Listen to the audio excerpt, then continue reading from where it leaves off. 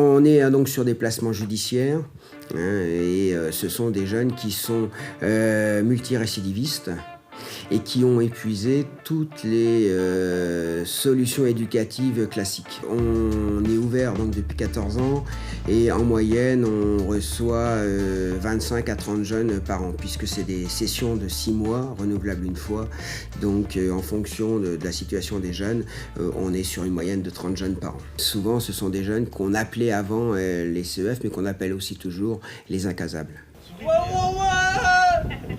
Au niveau du CEF, donc, il faut quand même préciser qu'il est géré par une association, la sauvegarde de l'enfance de l'Aube, SE10, qui est située à Rosières. Mais pour pouvoir fonctionner, on est habilité par la protection judiciaire de la jeunesse. C'est la PJJ, la justice, qui finance les CEF. 540 € par jeune et par jour. Déjà, sur le terme fermé, j'aimerais bien préciser qu'on est sur un enfermement judiciaire, c'est-à-dire que l'enfermement est lié à la situation judiciaire du jeune, mais le CEF n'est pas un lieu d'enfermement. C'est un lieu éducatif tourné vers l'extérieur. Alors, il y a des phases. La première phase, qui est une phase d'observation quand ils arrivent, c'est toujours un moment délicat. On est en rupture avec une spirale de la délinquance installée. Les jeunes ont 3 semaines où ils ne sortent pas du tout du CEF. Et là, c'est vraiment un temps d'observation où ils se posent.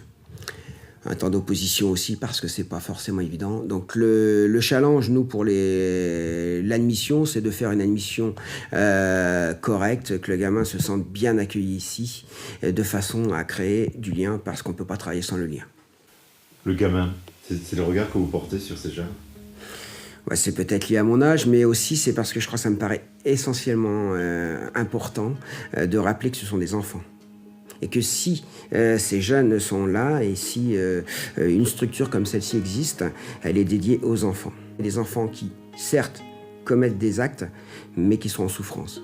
Ici, je crois que ces jeunes arrivent parce que l'échec est mal vécu et pas considéré. C'est-à-dire qu'à partir du moment où on est en échec, on est mis de côté. Et donc nous, c'est leur permettre de retenter des échecs et de dire que c'est pas grave. Ça fait grandir et ça permet de se construire. Donc on est vraiment sur une dynamique de la réussite. C'est-à-dire qu'on va concentrer un travail individualisé sur 6 mois d'une intensité extraordinaire. L'objectif, c'est effectivement leur redonner confiance en eux, pour qu'ils aient confiance en la société. Ça va passer par l'éducation, l'instruction, les expériences. Il y a un gros travail aussi d'accompagnement psychologique sur leur souffrance. Parce que si on ne travaille pas sur leur souffrance, elle va réapparaître. Et elle sera un frein à la réussite. Donc c'est vraiment les considérer, les prendre en considération, leur montrer que malgré les actes posés, ils ont des droits, ils valent quelque chose. Et on va essayer pendant 6 mois, voire plus quand il y a des prolongations, de les valoriser. Ça marche ? Si ça ne marchait pas, je ne serais pas là depuis 14 ans. Non seulement ça marche parce qu'on y croit, mais on n'a pas de baguette magique. C'est-à-dire que l'action qu'on va mener, on sait qu'elle portera ses fruits. Elle va leur donner des repères pour qu'ils puissent se construire. Parce que la réussite, elle est liée aussi à la maturité. Et la maturité d'un adolescent, elle varie en fonction des expériences qu'il va faire. Donc c'est vraiment un travail au long terme sur, pourtant, une prise en charge très courte. Désolé maman, ce soir j'ai trop traîné sous le bat, les soucis, les red balles, les mandats au poteau, le PJ qui écoute derrière le bigot, à mon gars non ne parle pas trop, tu finiras derrière les barreaux. Faut faire très attention à stigmatiser les situations. On peut avoir une situation sociale tout à fait bien intégrée dans la société, hein, et malgré tout avoir un enfant qui rentre pas dans les codes, qui n'arrive pas à réussir et qui va aller chercher ailleurs la réussite. Et comme il est en échec partout, il va trouver la réussite dans ses groupes de pairs. Et malheureusement, même dans ses groupes de pairs, il ne va pas être dans la réussite parce qu'il va se faire prendre. Donc ça va pas marcher non plus. J'aime pas l'échec, je préfère l'espèce. Tu vends de la caille et tu joues le voyou, ton thé tourne à peine à 40 balles. Pour te mettre à terre, il me faudra juste un 44. Ils vont le revendiquer comme une quête d'argent. Avant tout, c'est un malaise. On doute de soi-même. Prendre soin du jeune, c'est le considérer, et c'est d'arriver à comprendre ce qu'il est en train de nous dire, autrement que par la parole. C'est un jeune sur une affaire criminelle, donc on ne peut pas aller plus grave comme dans le délit, qui a été placé chez nous tout d'abord 6 mois, puis renouvelé, et qui a eu son jugement. Les efforts, le travail qui a été mené ici, l'a amené à, malgré qu'il ait fait 1 an de préventive en prison, il n'a pas été condamné à de la prison ferme. Il avait, au moment des faits, il avait 15 ans. Quand il est sorti du CEF, il en avait 18 mois 1 jour. Aujourd'hui, il est infirmier. Il a eu son bac. Et il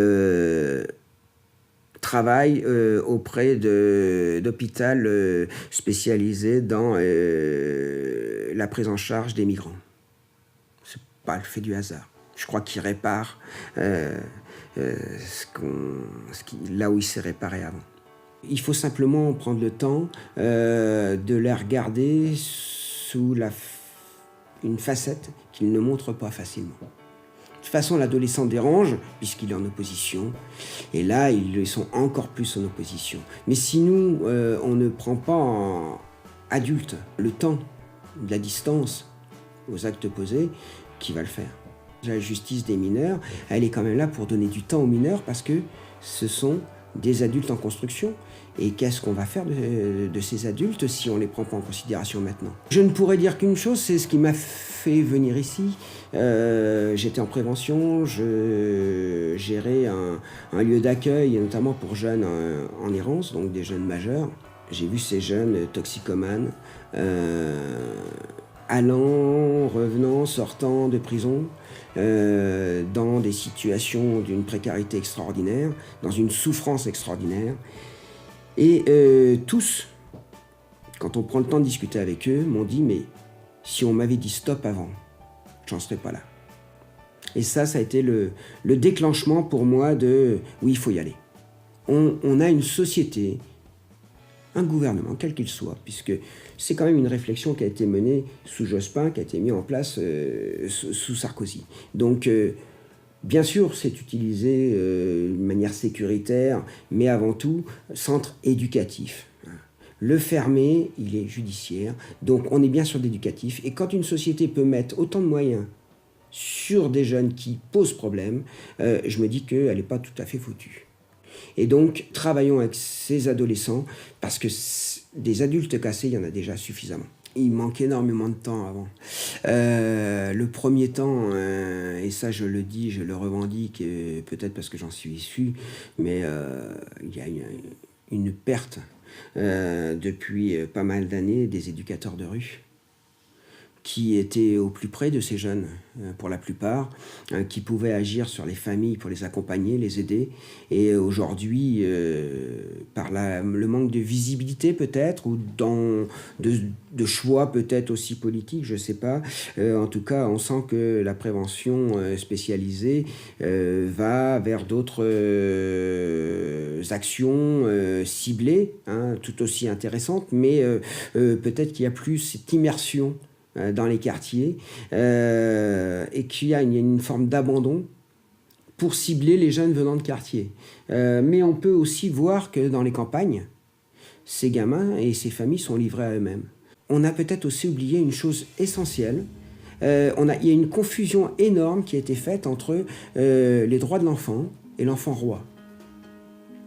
Les droits de l'enfant, c'est aussi le protéger, mais aussi c'est lui dire qu'il y a des adultes. Et que l'adulte est là pour l'éduquer. Et donc, il y a des contraintes. On m'attaque souvent sur l'éducation sous contrainte, on ne peut pas faire d'éducatif, etc. Mais est-ce qu'il existe une seule éducation sans contrainte? Et est-ce que la contrainte, elle est forcément liée au mur? Je ne crois pas. Je crois qu'il y a énormément de jeunes dans la rue qui sont enfermés. Les structures CEF portent à controverse. soit par éthique, on ne comprend pas qu'on puisse faire de l'éducatif dans de l'enfermement, ça c'est la première chose, soit les moyens donnés au CEF sont pas compris par la société en général, ou effectivement comment des jeunes ayant commis de tels actes peuvent encore bénéficier d'autant d'attention et de financement. Pour travailler sur des problématiques comme celles que ces jeunes portent, c'est qu'un travail humain. Le coût humain, le coût des salariés, effectivement, a un impact énorme sur le coût de fonctionnement d'établissement. Mais sans ces moyens-là, on ne peut pas y arriver. Parce qu'il faut vraiment... La difficulté avec ces jeunes-là, c'est l'effet de groupe.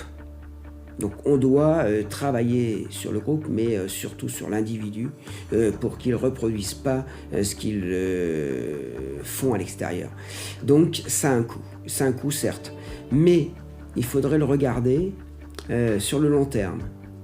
Si on n'agit pas, combien chaque individu coûtera à la société?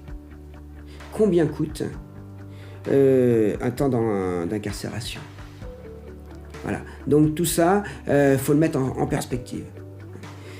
On peut toujours... après, ce sont des choix. Est-ce que l'individu est au cœur de la société ou pas? Là, c'est des coûts et ça ne rapporte rien. L'éducateur, de toute façon, ne rapporte rien à court terme. Il rapporte à long terme. Et on a énormément de mal à essayer de voir la société à long terme. Il n'y a qu'à voir la planète. Comprendre un petit peu qu'on est sur du jour le jour. Mais c'est vraiment ça qu'il faut mettre en perspective. Je crois que malheureusement... Budget annuel, ça fait combien? Parce que c'est 5 ans. 1 990 000. Ça ne peut parler qu'à des personnes qui ont cette chance, ce loisir, de pouvoir mettre les choses en perspective. Et qui ne sont pas dans l'urgence de leur propre vie. On soigne la souffrance, on ne soigne pas que la maladie. Et je crois que les psychologues sont les médecins de l'âme.